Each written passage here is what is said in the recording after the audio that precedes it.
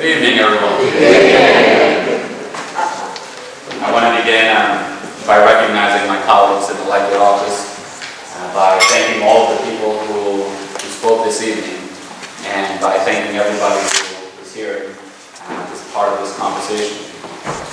So I come here not only as mayor of the city, but I also come here as a child who grew up in the city, and whose views about the world have been shaped by my own experiences here. And, I've seen both extremes. Growing up in Providence, I can tell you that I've been pulled over growing up dozens of times, many times without reason or justification, including an unfortunate encounter that I had with police just as little as 3 years ago. So I understand that experience. At the same time, I remember when I was about 21 years old, there was a street festival in the South Side. Large crowd of people, and shots rang out. So we were all close. We all started running in the opposite direction. And as we're running in the opposite direction, something that will always stay with me is we were running from the shots. There were police officers running towards the shots. And so I understand that police work is perhaps some of the most difficult work that there is. But I think that there's a false choice. I think that there's a false choice. Because doing good police work and doing this very difficult work does not have to come at the expense of people feeling unsafe and unsure about whether they can trust the police. I believe and so it's being shaped by these experiences that over the past several months, my administration has been working with the Step Up Coalition on the CSA. And there are many points of agreement. In fact, there are many, many more points of agreement than there are of disagreement. And I look forward to continuing the conversation to get to this point where we can satisfy everyone's concern and pass a comprehensive ordinance that puts Providence on the cutting edge in developing best practices on all of these topics. And what I also want to make clear is that I am committed to passing the CSA and the Police Responsibility Act. But I also want to make clear that this is just one step and there's so much more that we need to do. So for example, I've sat down with a number of community groups that have expressed to me many of their concerns. Many concerns that frankly would not be prevented or addressed even by the CSA. And so I'm committed to making sure that we continue to address this at a policy level so that once again Providence can be on the cutting edge of this. And I'll give you an example. There was an article just recently about some of the police work being done or police training work being done in New Orleans. And they have a very creative training module that we're looking at and we want to emulate here. And it's a module that trains police officers on intervening when they see a fellow police officer about to step over the line. We're also developing a training module and continuing to work with our police officers about the language that they use, and in some instances where it's simply unacceptable, unprofessional, and it will not be tolerated. Languages that they might throw as a throwaway comment that have a deep and lasting impact on someone. Frankly, when people call the police, it's in some of their most vulnerable times. So they have to be cognizant of this. And as part of this broader comprehensive strategy, we recently received a $375,000 grant from the Department of Justice for body cams. The whole landscape of policing has changed. And every police officer must at all times be under the assumption that their actions are being recorded. Their actions are being recorded and will be viewed by the public. And so, as policing is evolving and changing, once again, we want to be on the cutting edge. And we're looking to institute this immediately. And when we do, we will be the first police department in all of New England to go to full body camera use by our folks, once again leading the way. Body camera use goes a large step of the way.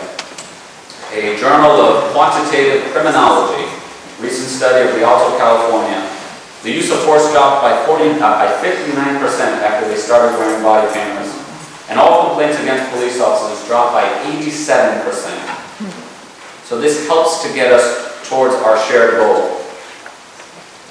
So this ordinance is part of a comprehensive approach that I will continue to make sure that Providence is on the cutting edge and on the leading edge, so we are developing the best practices for youth engagement, for access to information and transparency, to comprehensive training for our officers, resources for our residents, and best practices that we know work. So these are questions and these are issues that are not always answered by one piece of legislation, but by a comprehensive approach with the community working together. So as I said before, I'm so encouraged by everyone who's here, and I thank you for coming out and being part of this conversation. And I look forward to continuing this work to ensure the safety and security of all. Thank you.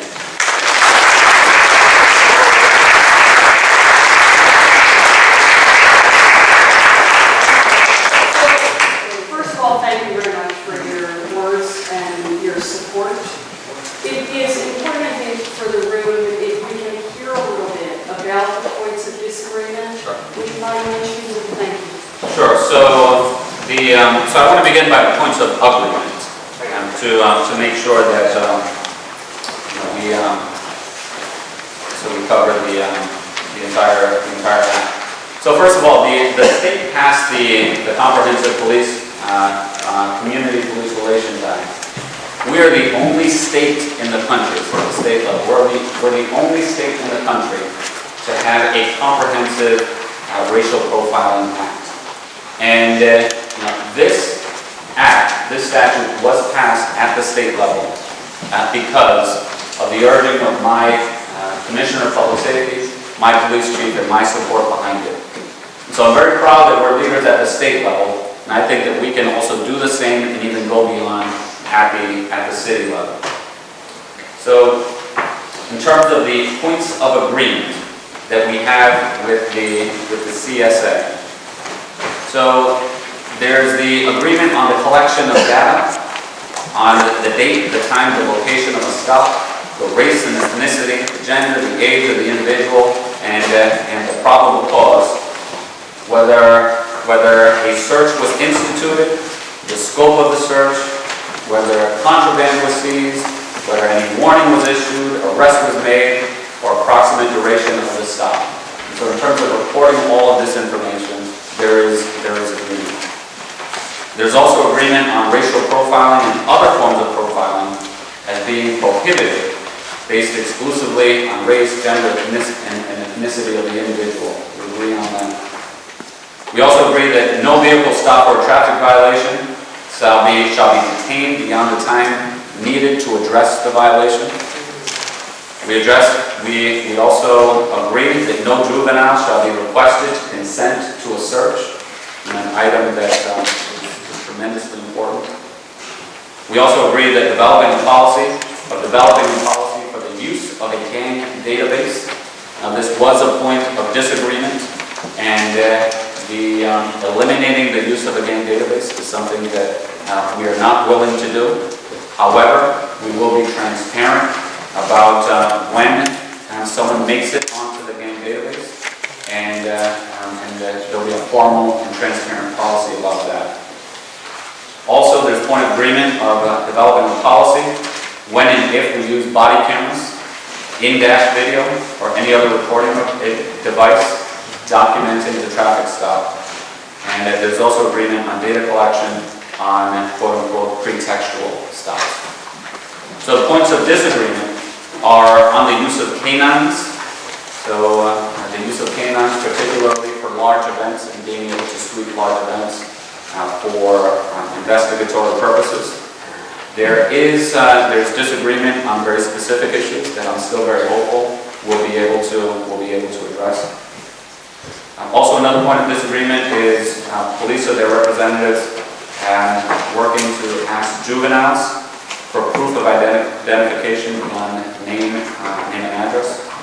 So the intent behind this, we're still entirely unclear, but perhaps there's a way that we can address the concerns, but also preserve our ability to do so.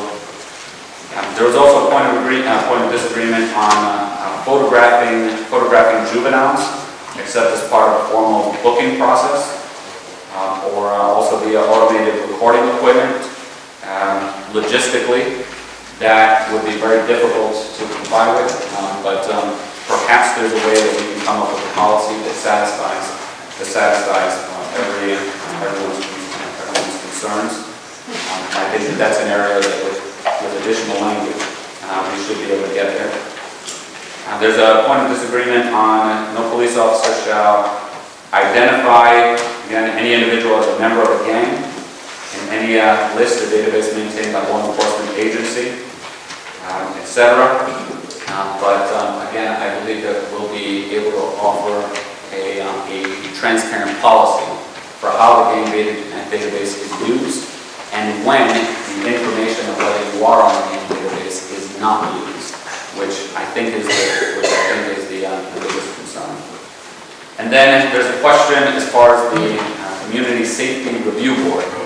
There is the Providence External Review Authority, but on the other hand, there's also the Police Officers' Bill of Rights. So this is an area where we haven't reached agreement on, but this is certainly an area that I look forward to continuing the conversation to see if we can get, once again, to a place that addresses everyone's concerns. So, again, there are many more places where there is agreement than disagreement, and in the many areas where there are disagreement, I still remain very hopeful that we can come up with language that addresses everything.